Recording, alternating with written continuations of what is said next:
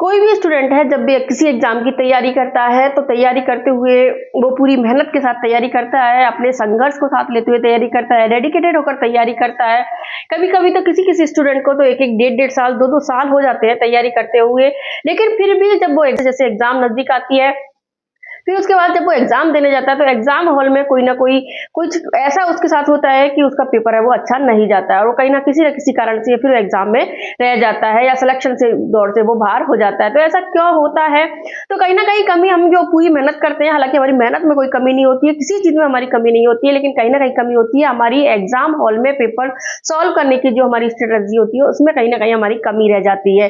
क्योंकि हम इतने टाइम से तैयारी कर रहे हैं लेकिन हमें फिर भी ये समझ में नहीं आता है कि हमें पेपर को कैसे सॉल्व करना है, किस तरह से क्वेश्चंस को अटेंड करना है कि ताकि हमारे कम से कम नेगेटिव मार्किंग हो और हम अधिक से अधिक जो क्वेश्चंस हैं उनको अटेंड कर पाएं और जितने भी क्वेश्चंस अटेंड करें जहां तक कोशिश हो कि हमारे ऐसे क्वेश्चंस हो जो अधिकतर करेक्ट हो। लेकिन हम क्या करते हैं कि वही क्वेश्चन को एक साथ सॉल्व करते हैं, पेपर को पूरे पढ़ने बैठ जाते हैं, या तो हमारे साथ टाइम मैनेजमेंट ही नहीं होता, यानी हम पेपर है वो चाहे 1.5 घंटे का पेपर हो, चाहे 2 का हो या 3 घंटे का हो, हम उस टाइम में उस पेपर को ही पूरा नहीं कर पाते हैं। कई बार ऐसा होता है कि कई स्टूडेंट ऐसे होते हैं कि इतने अधिक जो पेपर को करने में लग जाते हैं कि वो नेगेटिव मार्किंग अधिकतम कर देते हैं। और कई स्टूडेंट ऐसे होते हैं कि वो क्वेश्चंस भी अच्छे से करते हैं, नेगेटिव मार्किंग भी कम करते हैं, लेकिन जो 5वां विकल्प वाला ऑप्शन आया है उसको ही भरना भूल जाते हैं। तो इसकी वजह से उनका पेपर बहुत अच्छा जाता है, सिलेक्शन होते हुए भी, कट ऑफ से ऊपर मार्क्स होते हुए भी वो सिलेक्शन से बाहर हो जाते हैं। तो कहीं ना कहीं कुछ एग्जाम हॉल में हमारी कुछ गलतियां होती हैं जिनकी वजह से हम पेपर को अटेंड अच्छे से नहीं कर पाते हैं और हम सिलेक्शन से बाहर हो जाते हैं। तो आज की वीडियो में हम इसी टॉपिक पर बात करेंगे। मैं आपको बताऊंगी कि एग्जाम हॉल में आपको पेपर को कैसे सॉल्व करना है, कौन सी स्ट्रेटजी अपनानी है।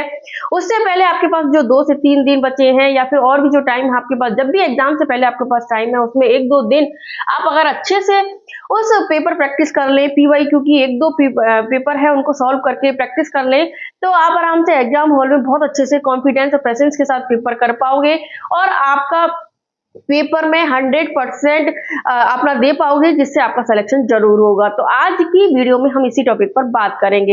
हेलो फ्रेंड्स, मैं नीतू सिंगल अपने यूट्यूब चैनल देवी बायोलॉजी क्लासेस में आपका स्वागत करती हूँ। और फ्रेंड्स, आज मैं पूरी स्ट्रेटजी आपको बिल्कुल डिटेल में आपको बताऊंगी, आप पूरी वीडियो देखना कि एग्जाम हॉल है उसमें आपको कैसे पेपर सॉल्व करना है, कितने राउंड्स में आपको पेपर को सॉल्व करना है, कौन से राउंड में गोला करना है, कौन से में किस तरह से आपको ओएमआर शीट फिलअप करनी है और किस राउंड कितने जो क्वेश्चंस हैं जो आपको आते हैं उनको अटेंड करना है या नहीं आते हैं उनको भी आपको किस तरह से एलिमिनेशन पावर द्वारा अटेंड करने हैं। आज की वीडियो में हम इसी पे बात करने वाले हैं। साथ में आपको बता दूंगी कि जब पेपर हमारा आता है तो हम कुछ पेपर है उसमें हम एग्जामिनर का जो ट्रैप होता है उसको हम नहीं समझ पाते हैं, यानी एग्जामिनर एक मास्टर माइंड होता है और उस एग्जामिनर के माइंड को समझना, उसको पढ़ना हमारे लिए बहुत जरूरी होता है कि जो पेपर है हमारा उसको देखकर, है ना। कुछ एग्जाम ट्रैप्स आते हैं, कुछ एग्जाम की जो ट्रैप वर्ड्स आते हैं जिनके कारण हम नहीं को सही कर देते हैं, असत्य कथन की जगह सत्य कथन पर टिक लगा देते हैं। तो इन सारी गलतियों से बचने के लिए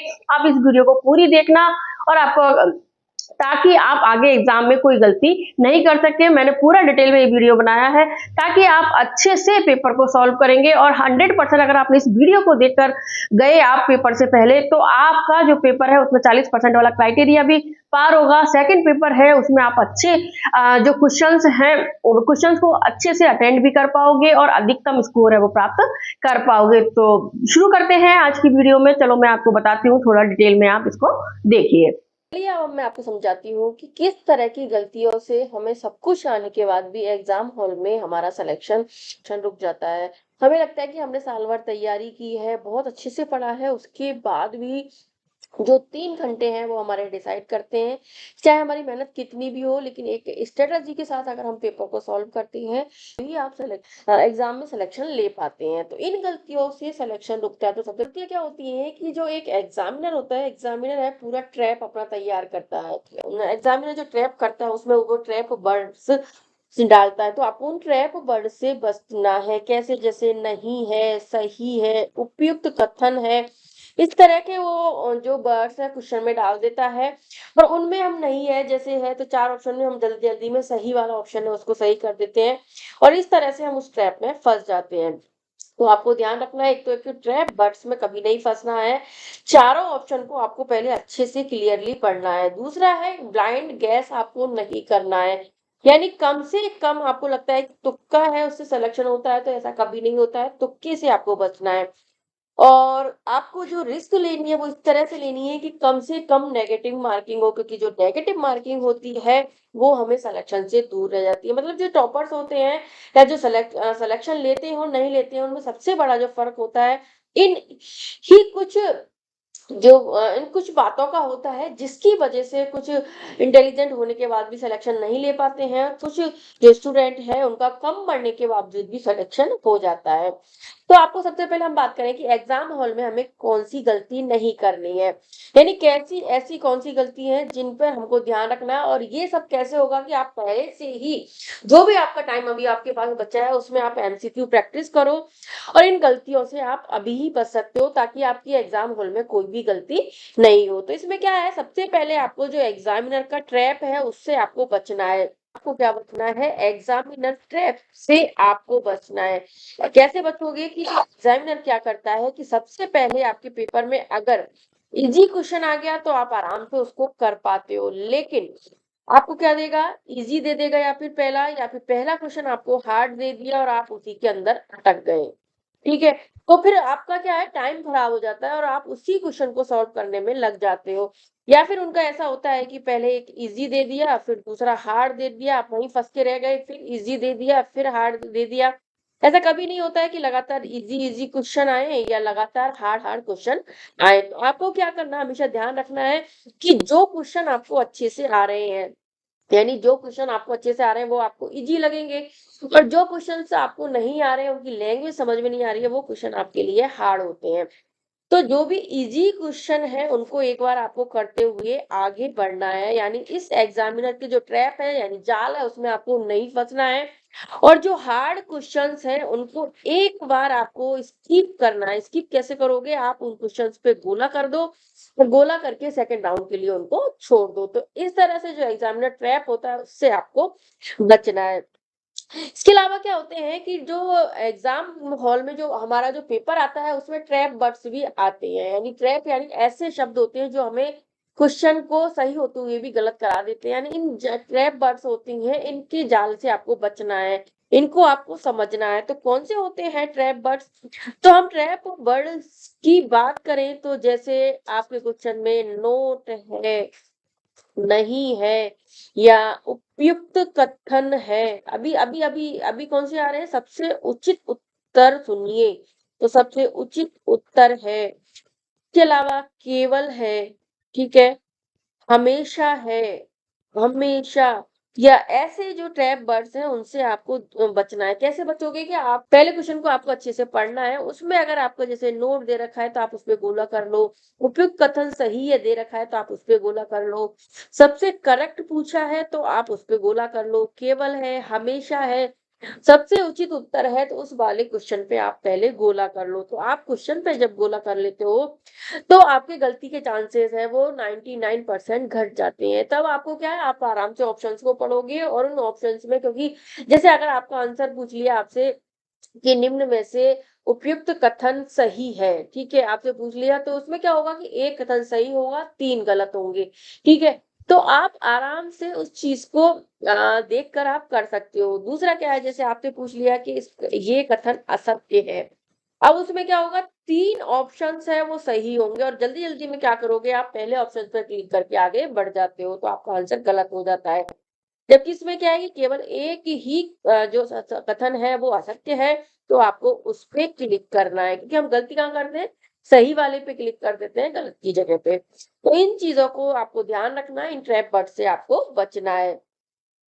तीसरा है, सबसे ज्यादा आपको ध्यान रखना है, रीडिंग ऑल 4 ऑप्शंस केयरफुली, यानी ध्यान रखना, ये सबसे जरूरी होता है। हमने क्वेश्चन देखा, क्वेश्चन के बाद पहला ऑप्शन हमने पढ़ा, ऑप्शन फर्स्ट पढ़ा, उस पर हम टिक कर दिया, ऐसा कभी नहीं करना है। चारों ऑप्शंस को 1 2 3 4 चारों ऑप्शन को पहले केयरफुली पढ़ो, फिर उसके बाद क्वेश्चंस को दोबारा पढ़ो, फिर उसका आंसर दो। आपका आंसर कभी भी गलत नहीं होगा।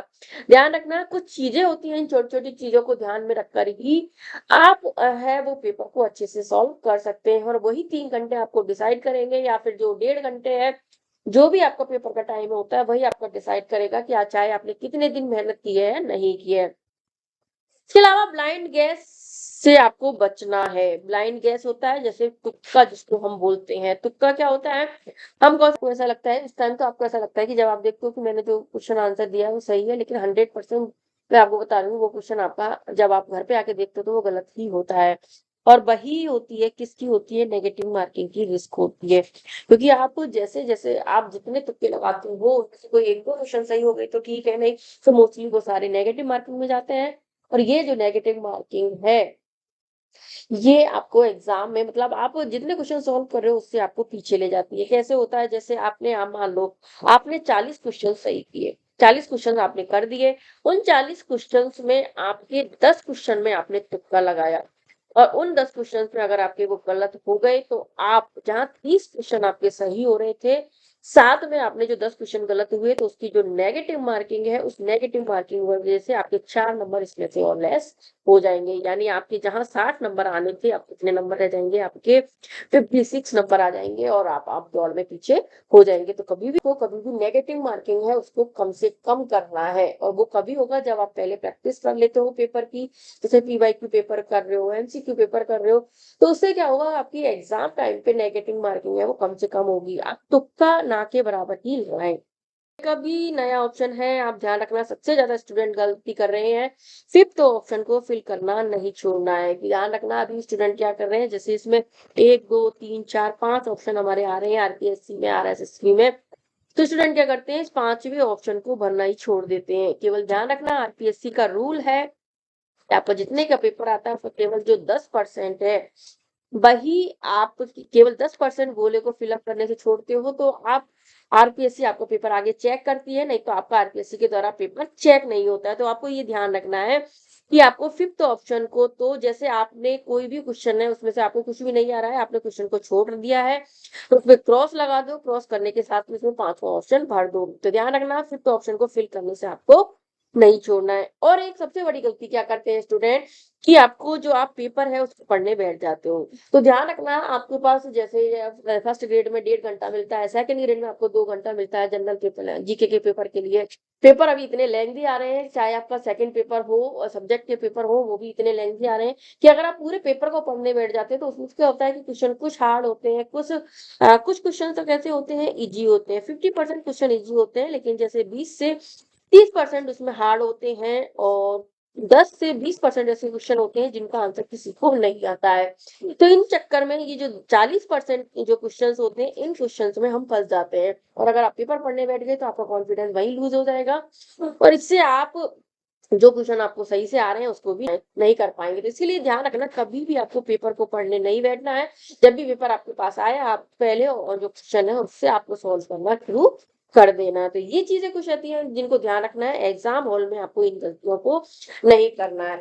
अब आपको ध्यान रखना है कि एग्जाम हॉल में आपको क्या करना है, यानी इसके कुछ रूल्स होते हैं कि जिससे आप एग्जाम हॉल में टॉप कर सकते हैं, या फिर एग्जाम हॉल में आपको क्या करना है, कैसे पेपर को आपको सॉल्व करना है। तो इसके लिए आप क्या करना है, इसके लिए कुछ रूल्स हैं, जैसे 4 रूल्स मैंने बनाया है, इसमें जो मैंने फॉलो किए थे वो आपको बता रही हूँ। रूल नंबर फर्स्ट, पहला रूल आता है आपको कि आपको जो 100% क्वेश्चन सही आते हैं, उन पर उनको आप पहले जो है सबसे पहले सॉल्व करें। क्या ऑप्शन कैसे होते हैं, यानी इनको बोलते हैं हम क्विक पास।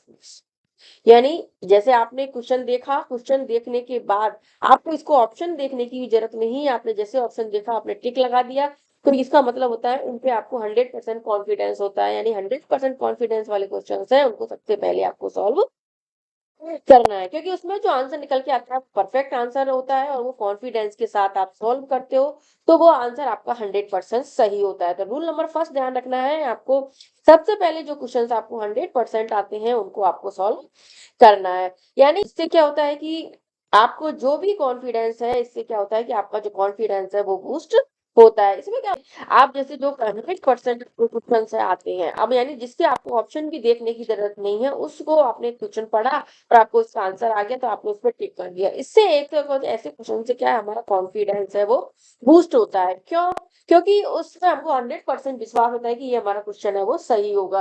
दूसरा क्या होता है कि ऐसे जो क्वेश्चंस हम जब सॉल्व करते हैं, तो इन क्वेश्चंस में क्या होता है हमारे जो गलत होने के चांसेस हैं वो केवल 1% ही होते हैं, क्योंकि ऐसे क्वेश्चंस हमारे 99% सही होते हैं। इसके अलावा मैं बताऊं कि जैसे अगर आपका पेपर इजी आता है, क्योंकि पेपर आप कभी इजी भी आ सकता है, कभी आपका हार्ड भी आ सकता है। अगर आपका पेपर इजी आता है तो आपका 50% ऐसा पेपर होगा जो आप आराम से इस तरह से टिक करके सही कर दोगे।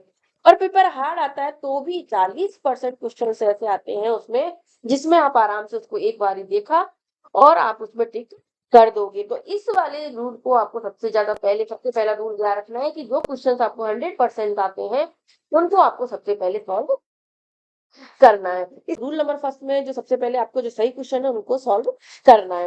इसके साथ ही आपको क्या करना है कि जो क्वेश्चंस में आपको ऐसा लगता है कि 2 ऑप्शंस आपके सही हैं, यानी 2 ऐसे कुछ क्वेश्चंस ऐसे भी होंगे जिनमें आपको ऐसा लगता है कि 2 ऑप्शन सही हैं, तो उनमें आपको क्या करना है कि उन क्वेश्चंस को आपको गोला करके छोड़ देना है। क्यों? क्योंकि उस क्वेश्चंस को हम सेकंड राउंड में सॉल्व करेंगे, क्योंकि आप उसी टाइम फंस गए तो आगे उसको सॉल्व नहीं कर पाओगे। तीसरा आपको क्या करना है, कुछ क्वेश्चंस इसमें ऐसे भी होते हैं जिनमें 3 ऑप्शंस आपको नहीं आते हैं, केवल 1 ऑप्शन है वो आपको आता है। ठीक है? उस क्वेश्चंस में आपको क्या करना है, उसको केवल ब्लैंक छोड़ देना है, यानी इस पे गोला भी नहीं करना है, कुछ भी नहीं करना, उस क्वेश्चन को ऐसे ही ब्लैंक छोड़ देना है। क्योंकि जब आप सेकंड राउंड करोगे तब आपको पता चल जाएगा कि इस क्वेश्चन में मेरे को केवल 1 ऑप्शन पता है। और कुछ क्वेश्चंस ऐसे होते हैं जिनमें आपको कुछ भी पता नहीं है। ना तो आपको ऑप्शंस का पता है, ना आपने क्वेश्चंस को पढ़ा है कभी। तो ऐसे क्वेश्चंस हैं, उन पे आपको क्या करना है, ऐसे क्वेश्चंस पे आपको क्रॉस करना है। और फर्स्ट राउंड में जब 100% सही वाले क्वेश्चंस आप भरते हो, उसी में आपको 5वां जो विकल्प है वो साथ में भर देना है। तो इससे आपको क्या फायदा होगा? एक तो आपको ये फायदा होगा कि आपका जो 5वां विकल्प है आगे भरने से रह छूटता है वो नहीं रहेगा। इससे आप एग्जाम आरपीएससी के रूल फॉलो कर पाओगे और आप एग्जाम में सिलेक्शन ले लोगे। दूसरी बात क्या होता है कि इसमें अगर आपने ऐसे क्वेश्चन से जो क्रॉस है उनको आपने फिल कर दिया, तो आपको दोबारा उनपे तुक्का लगाने की या देखने की जरूरत ही नहीं पड़ेगी। इसके लिए उन क्वेश्चन के कभी कभी भी आप दोबारा जो है पेन नहीं चलाओगे और उनके गलत या सही होने के चांसेस सब हो जाएंगे। तो आपको रूल नंबर फर्स्ट में मैंने आपको बता दिया क्या क्या करना है। फर्स्ट रूल में सबसे पहले 100 सही वाले क्वेश्चंस को करना है, 2 ऑप्शंस वाले क्वेश्चंस पे गोला कर देना है, 3 ऑप्शन गलत और 1 ऑप्शन सही वाले क्वेश्चन को ब्लैंक छोड़ना है, और जिन क्वेश्चंस में आपको कुछ भी नहीं आता है उन पे क्रॉस करना है, और उसके साथ ही आपको एमआर सीट में भर देना है। साथ में आपको बता दूं, जब आपका पहला राउंड आपका कंप्लीट हो जाता है, ठीक है, तो उसके साथ ही आपको ओएमआर सीट को भरना है। अब हम देखें, अब आपका है रूल नंबर 2। रूल नंबर 2 में आपको क्या करना है, यस में आपको 50-50 पास एलिमिनेशन मेथड का यूज करना है। यानी रूल नंबर 2 में आपको ध्यान रखना है कि आपको पेपर सॉल्व करते समय एलिमिनेशन जो मेथड है उसका यूज करना है। इसमें क्या होता है कि इससे क्या होता है, एलिमिनेशन मेथड जब आप यूज करते हो तो उससे परफेक्ट आंसर आपका निकल के आता है, और इसमें आपको जो ब्लाइंड केस है वो नहीं लगता है, यानी आप जो तुक्का है वो नहीं लगाते हैं। जैसे आपके 5 ऑप्शन है, 1 2 3 4 5 है, जिसमें से क्या होता है कि आप क्वेश्चन के आंसर है, जैसे 5वां ऑप्शन तो आप छोड़ दीजिए। इसमें क्या है, जैसे आपने को बताया कि इसका 4th नंबर ऑप्शन नहीं है, 3 नंबर ऑप्शन नहीं है, 2 नंबर नहीं है, तो इस तरह से एलिमिनेशन मेथड के द्वारा जब आप ऑप्शंस को गलत करते जाओगे तो ऑटोमेटिक आपका सही आंसर है वो निकल के आ जाएगा। और इसमें आपके 100% जो क्वेश्चन है उनके सही होने की संभावना बढ़ जाती है, क्योंकि इस तरह से जब एलिमिनेशन मेथड आप यूज करते हो तो क्वेश्चन को क्रॉस करना सीखिए, यानी गलत जो ऑप्शन है उनको काटना सीखिए, उसके बाद सही आंसर आपका ऑटोमेटिक निकल के आ जाता है। तो एलिमिनेशन मेथड है उसका आपको यूज जरूर करना है। इसके अलावा मैंने आपको बताया कि रूल नंबर 3 है कि आप जब भी पेपर सॉल्व करो उसमें आपको जो ट्रिक्स वर्ड है, नॉट, करेक्ट, केवल, हमेशा है, उन सब पर आपको गोला करें, जिससे आपका जो आंसर है वो तुरंत निकल के आएगा और आपका आंसर गलत नहीं होगा। तो इससे क्या है, आपके अंदर का जो कॉन्फिडेंस बहुत अधिक बूस्ट होता है, और कॉन्फिडेंस ही आपकी सबसे बड़ी स्ट्रेंथ होती है पेपर हॉल में। तो जब आप पेपर सॉल्व करते हो, जितना कॉन्फिडेंस आपके अंदर होगा उतना पेपर आपका सही होने की जो तादाद है वो बढ़ जाएगी। रूल नंबर 4, ध्यान रखना, पेपर हमेशा 3 राउंड में सॉल्व करें, ये भी इम्पोर्टेंट है। कई बार होता है हम एक ही बार में सारे पेपर को सॉल्व करते हुए चले जाते हैं राउंड, लेकिन आप ऐसा कभी नहीं करना है। राउंड 1 2 3 इस तरह से आपको राउंड बना के रखने हैं और 3 राउंड में पेपर को सॉल्व करना है, जिसे मैं आप आगे बताऊंगी कि कैसे आपको सॉल्व करना है। राउंड 1 में क्या करना है कि जो इजी क्वेश्चन आपको जो 100% जिनके आंसर आ रहे हैं उन क्वेश्चंस को आपको सॉल्व करना है, और ऐसे क्वेश्चंस लगभग हमारे 50% क्वेश्चन होते हैं जिन्हें आप आराम से सॉल्व कर सकते हो। और जो अभी मैंने आपको बताया कि रूल नंबर 1 में फिर आपको जो बचे हुए क्वेश्चन हैं या तो उनको गोला कर लेना है, उनको ब्लैंक छोड़ देना है। राउंड नंबर 2 में क्या करना है कि जो हार्ड क्वेश्चंस होते हैं उनको आपको अब सॉल्व करना है, जिसमें आपके जैसे जीके वाले पेपर में मैथ हो सकती है, साइंस हो सकती है, इंग्लिश हो सकती है, पॉलिटी है, जिनके जो भी क्वेश्चन आपने छोड़ दिए हैं, जो क्वेश्चंस आपको हार्ड लग रहे थे उन क्वेश्चंस को आपको सॉल्व करना है। और लगभग 40% पेपर हमारा जब हार्ड पेपर आता है तो ऐसा आता है जिसमें हमारे 40% क्वेश्चन है वो हार्ड होते हैं, जिनमें हमें दिमाग लगाकर सोचकर पेपर को सॉल्व करने की जरूरत होती है। तीसरा है राउंड होता है बचे हुए क्वेश्चन, और ऐसे क्वेश्चन होते हैं जिनमें हमें कुछ भी आता पता नहीं होता है। ऐसे क्वेश्चन लगभग 10% क्वेश्चन से ज्यादा ऐसे क्वेश्चन होते हैं, तो इन क्वेश्चंस में क्या करता है आपको क्रॉस करना है और 5वां विकल्प है वो हाथ की रात भर देना है, यानी इन पर आपको बिल्कुल भी रिस्क नहीं लेनी है, क्योंकि इन क्वेश्चंस को आप रिस्क लोगे तो आपके नेगेटिव मार्किंग में ही जाएगी, क्योंकि जिनका आपको पता ही नहीं है उन पे आप तुक्का लगाओगे तो वो आपके गलत होने के चांसेस बढ़ जाएंगे। तो ध्यान रखना, हमेशा इन 4 रूल्स को अगर आप फॉलो करोगे तो आप पेपर बहुत अच्छे से सॉल्व कर पाओगे और पेपर में आपकी कभी गलती नहीं होगी। कुछ एक्स्ट्रा टिप्स हैं जिनको भी आपको अपनाना है, जैसे घबराना नहीं है, शांत रहे, समय का ध्यान रखना है। आपको ध्यान रखना है कि जैसे राउंड 1 है आपका आधे घंटे में या पौन घंटे में एक बार में हो जाना चाहिए। हर सवाल को करने का प्रयास तो करें लेकिन गलत नहीं करें। आत्मविश्वास, कॉन्फिडेंस आप बनाए रखें, ये आपके लिए सबसे जरूरी है। मैंने आपको भी बताया कि आपको जो पेपर है वो 3 राउंड में सॉल्व करना है। कितने राउंड में? 3 राउंड में। फर्स्ट राउंड होगा आपका राउंड 1। राउंड 1 जो हो गया उसमें आपको क्या करना है कि जो आपको 100% क्वेश्चंस आते हैं उन क्वेश्चंस को आपको सॉल्व करना है। ठीक है, साथ में मैंने आपको ये भी बताया है, इसमें ध्यान रखना है कि जो क्वेश्चन आपको सही कर आते हैं उन पे टिक कर दो और वो क्वेश्चन आपके 100% सही होंगे। दूसरा, आपको इसी राउंड में क्या करना है कि जिसमें आपको 2 ऑप्शन लग रहे हैं उन क्वेश्चंस को आपको क्या करना है, उन क्वेश्चंस को आपको गोला कर देना है। तीसरा, आपको क्या करना है कि जैसे 3 ऑप्शन आपको ऐसा लगता है कि इसमें 3 ऑप्शन गलत है और 1 ऑप्शन सही है, ऐसे क्वेश्चन पे कुछ भी नहीं करना है, आपको केवल एक बार ब्लैंक छोड़ देना है। ठीक है, जैसे 1 2 3 1 2 3 4 5। ओके, तो जैसे पहले ऑप्शन में आप क्या करोगे, आपका टिक हो गया। दूसरे ऑप्शन में जैसे आपको ऐसा लग रहा है 2 या 3 दोनों क्वेश्चन हो सकते हैं, तो इस बार एक इस क्वेश्चन पे आपको राउंड करके छोड़ देना है। कुछ क्वेश्चन ऐसे होंगे जिनमें 3 ऑप्शन आपको ऐसा लगेगा कि ये गलत है, लेकिन एक मुझे पता है, कहीं ना कहीं से आपको लगता है कि मैंने ये कहीं ना कहीं कोई टाइम पहले पढ़ा है, तो उस क्वेश्चन को एक बार आपको ब्लैंक छोड़ना है। और इसके अलावा क्या करना है कि आपको ऐसे कुछ क्वेश्चंस होंगे जिनमें आपको कुछ भी नहीं आता, यानी चारों ऑप्शंस ही आपको नहीं आते हैं। तो चारों ऑप्शंस जिनमें नहीं आते हैं उन क्वेश्चंस में आपको क्रॉस कर देना है। ठीक है, और क्रॉस करना है ताकि इसको आप इसमें 5वां जो विकल्प हमारा बचता है उसको आप बोला इसमें फिल कर दो। जब आपका पहला राउंड कंप्लीट हो जाता है तब आप ओएमआर शीट को आपको एक बार फिल जरूर करना है, क्योंकि आप कई स्टूडेंट रहते हैं कि लास्ट टाइम के लिए ओएमआर शीट को छोड़ देते हैं और इसमें हमारा टाइम निकल जाता है, और जब लास्ट में ओएमआर शीट भरते हो तो हमारे जो गोला होते हैं या तो सही से नहीं भरे जाते हैं या फिर कहीं हम टिक गलत लगा देते हैं कि जल्दी जल्दी में गलत गोला भर देते हैं। तो आपको हमेशा ध्यान रखना है कि जब पहला राउंड आपका कंप्लीट हो जाए तो उसमें ओएमआर शीट को आपको भरना है, जिसमें आप कौन कौन से भरोगे, यानी जो 100% सही वाले हैं ऑप्शन है उन पे क्लिक कर दोगे, उनका गोला आप भर दोगे। ठीक है, और साथ में आपको जिनका आपने जिन क्वेश्चंस पे क्रॉस लगाया, जिनका आपको कुछ भी पता नहीं है, उसका जो 5वां ऑप्शन है उसका गोला भर दोगे, तो यानी आधी ओएमआर शीट आपकी इस टाइम पे कंप्लीट हो जाएगी। यानी आपकी लगभग अगर 100 क्वेश्चन है तो आपके 60 क्वेश्चन है अब तक फिल हो चुके होंगे आराम से। कोई भी स्टूडेंट जो नॉर्मल स्टूडेंट है वो भी इतना तो कर लेगा। आगे हम बात करेंगे राउंड नंबर 2 की। कि आपको अब राउंड नंबर 2 में आपको क्या करना है। अगर आपने इसको अच्छे से समझ लिया और इस तरह से अगर आपने 1-2 बार पहले प्रैक्टिस कर लिया, फिर पेपर को एग्ज़ाम हॉल में सॉल्व किया, तो मैं आपको मानती हूँ, यकीन मानिए, अगर आपने अच्छे से तैयारी करी है, तो आपको सिलेक्शन से कोई भी नहीं रोक सकता है। हम बात करते हैं हमारे राउंड नंबर 2 की, यानी राउंड नंबर 1 में आपने जो किया वो आपको बता दिया मैंने। इस तरह से आपके 50 से 60 क्वेश्चन है वो आराम से ओएमआर शीट में फिल हो जाएँगे। राउंड नंबर 2 की बात करें तो इसमें आपको क्या करना है, 50-50 पास वाला जो मेथड है वो अपनाना है। यानी इसमें आपको एलिमिनेशन जो मेथड है वो 100% यूज़ करना है। आप एलिमिनेशन मेथड इसमें जब से सबसे ज़्यादा यूज़ करोगे तो आपके आपके 100% जो क्वेश्चन्स हैं वो सही होने की संभावना इसमें सबसे ज़्यादा रहेगी। इसमें क्या होता है, 1, 2, 3, 4, 5 ऑप्शन है, जिसमें आपको क्या लगता है कि जो 2 ऑप्शंस हैं वो आपको बिल्कुल नहीं आते हैं।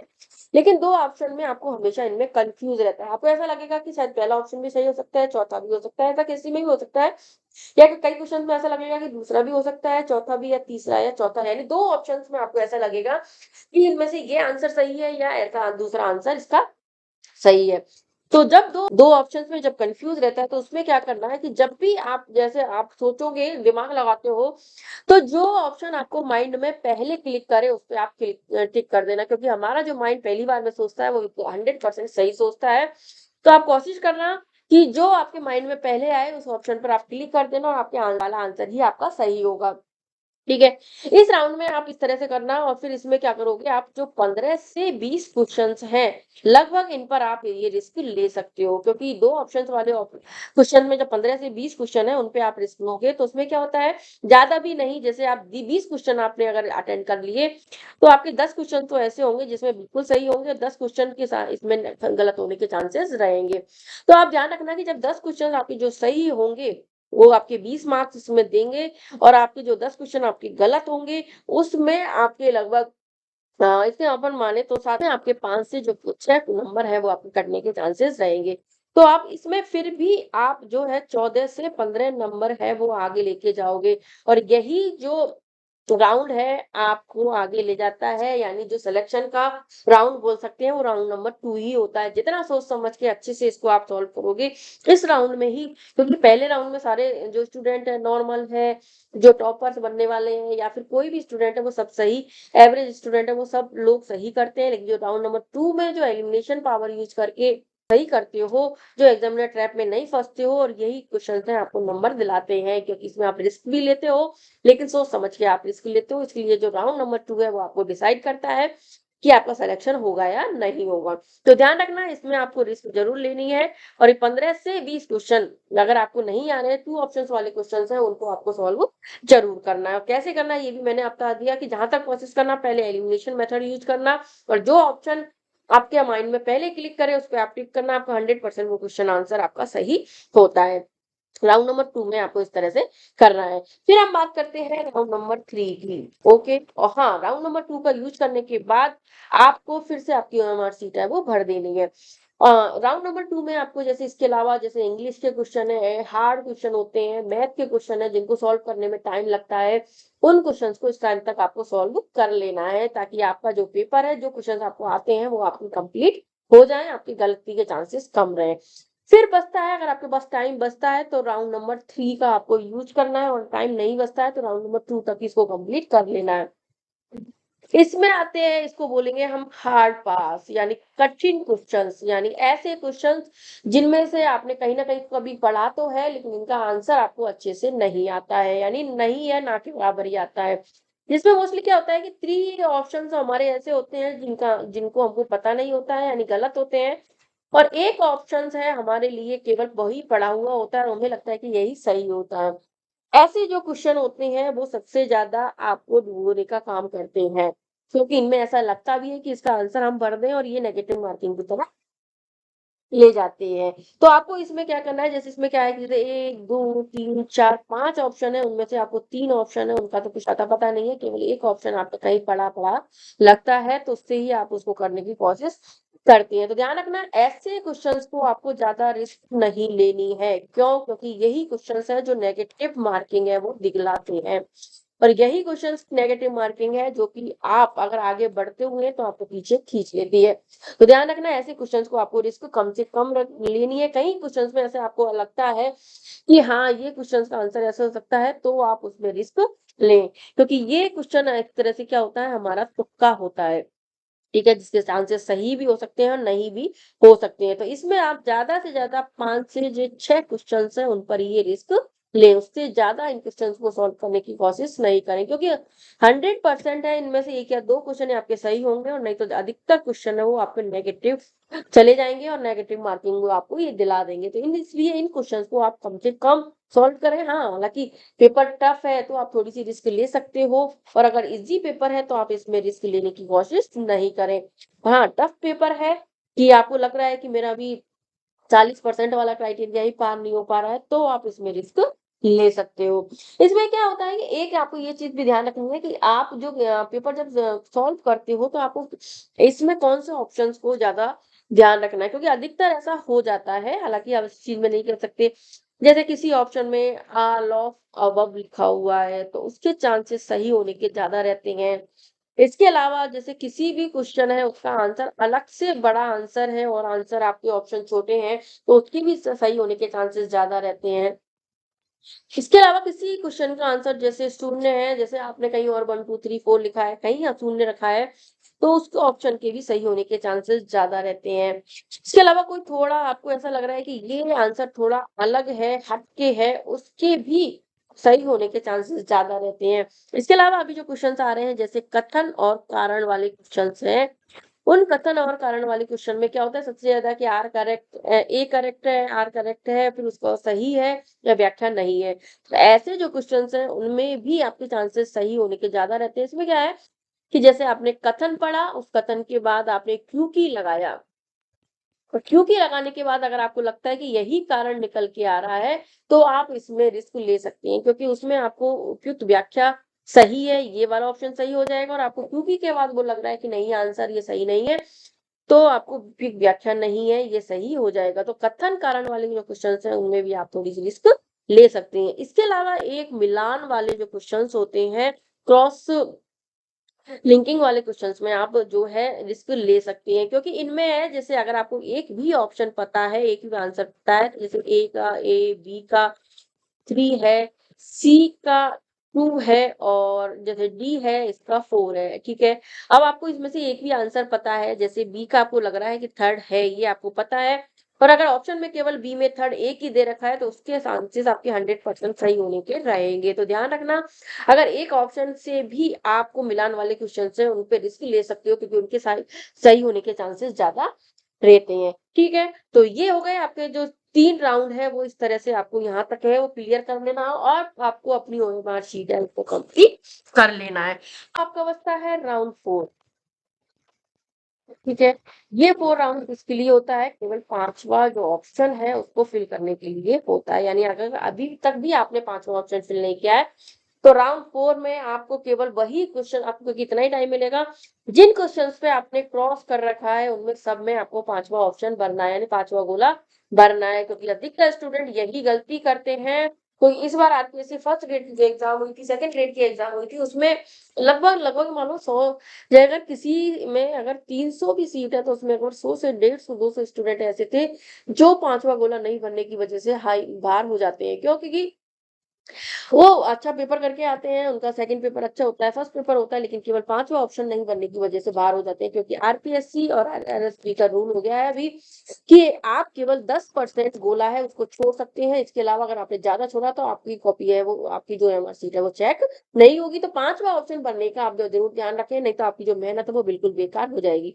इसमें आपको मैं बता दूं, जैसे आपके 75 क्वेश्चन आ रहे हैं, तो इसमें से आप केवल 7 क्वेश्चन अगर गोला नहीं भरते हो 5वें ऑप्शन में, तो फिर भी आपकी कॉपी चेक हो जाएगी। लेकिन अगर 7 से अगर 8 भी क्वेश्चन आपने छोड़ दिए फिलअप करने से, तो आपकी जो एमआर सीट है वो चेक नहीं होगी। तो ध्यान रखना, आपको हमेशा जैसे आपके 150 क्वेश्चन आते हैं, तो 150 क्वेश्चन में केवल 15 क्वेश्चन के ऑप्शन आप छोड़ सकते हो। उससे ज्यादा छोड़ने पर, अगर आपने 16 भी छोड़ दिए, तो आपको ओएमआर सीट चेक नहीं होगी। तो आपको इस चीज का बहुत ज्यादा ध्यान रखना है, क्योंकि ये आपको बिल्कुल भी रिस्क नहीं लेनी है, क्योंकि ये एक तरह से बेवकूफी वाली रिस्क होती है तो आपको जहाँ भी आपने जिसने क्वेश्चंस है उसको तो मैंने आपको पहले बताया कि आपको राउंड 1 में ही जिन क्वेश्चंस के आंसर बिल्कुल क्रॉस करने हैं वो भर देने हैं। फिर उसके बाद जैसे आपने राउंड 2 किया, राउंड 3 किया, उसमें भी कई क्वेश्चंस ऐसे आ गए जिनको आप सॉल्व नहीं कर पा रहे हो, तो लास्ट वाले राउंड में लास्ट वाली राउंड एक बार लेकर 5वां ऑप्शन आप सब में भर दें। यानी बचे हुए क्वेश्चन जो आपको नहीं आ रहे हैं उनमें 5वां ऑप्शन भर दें ताकि आपकी टेंशन ही नहीं रहे। तो फ्रेंड्स, जैसे आप पूरी स्ट्रेटजी के साथ सॉल्व करोगे तो आपका सिलेक्शन जरूर होगा, क्योंकि अगर आपने मेहनत करी है, अच्छे से पढ़ा है, तो आपको पेपर भी अच्छे से ही आता होगा। पेपर इजी हार्ड हो सकता है, आपके कॉन्फिडेंस को लूज मत करना। चाहे हार्ड पेपर आएगा तो ऐसा समझना कि जो सभी स्टूडेंट के लिए हार्ड होता है, और अगर इजी पेपर आता है सभी स्टूडेंट के लिए वो इजी होता है। तो इजी में तो आपको ज्यादा रिस्क की जरूरत नहीं होती क्योंकि ज्यादातर सही होते हैं, लेकिन हार्ड पेपर में थोड़ी सी हमको रिस्क लेनी पड़ती है, क्योंकि कई बार ऐसा है कि हम 40% वाला क्राइटेरिया इसमें पार नहीं कर पाते हैं। इसके लिए हमें इसको रिस्क लेनी पड़ती है, लेकिन रिस्क ले सोच समझ के ले, इतनी रिस्क ले कि बस आप इसमें 40% के क्राइटेरिया पार कर जाओ। तो इस तरह से आप पेपर को सॉल्व करना, मैंने जो, लेकिन इसके साथ ही अभी आपके पास जैसे टाइम है तो आप एग्जाम से पहले 2-4 पेपर है, जैसे PYQ पेपर है, वो उनको इस जो स्ट्रेटजी के साथ सॉल्व कर लेना ताकि एग्जाम हॉल तक आपकी प्रैक्टिस हो जाए और आपकी कहीं पर भी गलती नहीं हो। तो जैसा कि फ्रेंड्स मैंने आपको पूरा डिटेल में बताया है कि किस तरह से आपको पेपर को सॉल्व करना है, कितने 3 राउंड्स में आपको पेपर को सॉल्व करना है, OMR सीट है राउंड 1 के बाद भरनी है। जो भी डिटेल में मैंने आपको समझाया है मैंने वही बताया है जो मैंने अपनाया था, यानी जो स्ट्रेटजी मैंने भी सीखी थी और मैंने अपनाई थी, ताकि मेरे इस बार की एग्जाम में कोई गलती नहीं हुई थी, क्योंकि 2022 तक की एग्जाम में मैं भी यही गलती कर रही थी। तो फ्रेंड्स आप इस वीडियो को एक बार देख लीजिए, 2 बार देख लीजिए, जरूर देख के जाना ताकि आप अब एग्जाम में कोई गलती नहीं करें, क्योंकि आपकी जो मेहनत है, आपका जो डेडिकेशन है वो इस बार सफल जरूर हो। तो फ्रेंड्स आप सभी को बेस्ट ऑफ लक, अच्छे से आप पेपर दे के आओ और अच्छे से अपनी पूरी कॉन्फिडेंस पेशेंस के साथ जो तरीका मैंने आपको बताया उस तरह से आप पेपर को अटेंड करें ताकि आप सिलेक्शन जरूर हो, और आप सबका सिलेक्शन भी जरूर होगा। मैं ऊपर वाले से यही प्रार्थना करती हूँ कि जो भी मेहनत कर रहा है, जो मैं डेडिकेशन के साथ तैयारी कर रहा है, उसका सिलेक्शन जरूर होना चाहिए। तो अगर वीडियो अच्छी लगी हो तो प्लीज वीडियो को लाइक करो, चैनल को सब्सक्राइब करो और भी लोगों को शेयर करो ताकि उन्हें भी इसका फायदा मिल सके। फिर मिलते हैं एक नई वीडियो में। Bye bye, thank you.